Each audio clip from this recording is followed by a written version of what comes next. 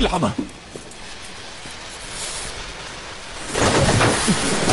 أي شوفي، خربت السيارة؟ لا أبدا، ما خربت.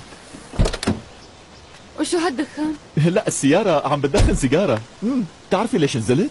عم فكر إنه نستنى تنجبالي ليجي لهون، لما يوصل لهون رح نقعد نلعب معه. دنجن دنجن دنجن دنجن دنجن دنجن. مو شايفة؟ سيارة أبوكي هي سيئة مثل حكيك. أنت خربت سيارة بابا. لا تسميها سيارة، بتهيني السيارات. هالسيارة أنقذت حياتك. لك هي سيارة غبية ومزعجة.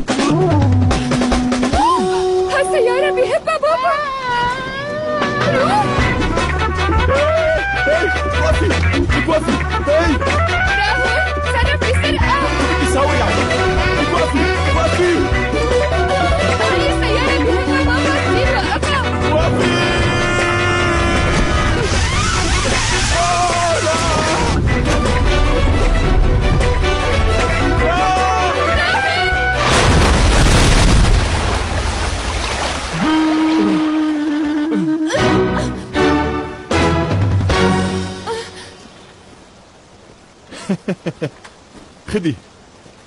خدي مينا يا عيني.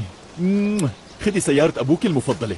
والحقيقة المشكلة مو بأبوكي ولا بسيارته، المشكلة فيكي أنت. وين ما رحتي في مشاكل. أنت بتجيبي النحس للعالم، يعني مثل القطة السوداء بالضبط. لا وأكثر من هيك كمان. إذا التقيتي بالقطة السوداء أكيد أنت رح تنحسيها. لكن أنت ليش معي؟ أنا ليش معك؟ لا أنت ليش معي؟ بترجاكي يا مينا، حلي عني بقى. أنا راهول رح روح بطريقي وأنت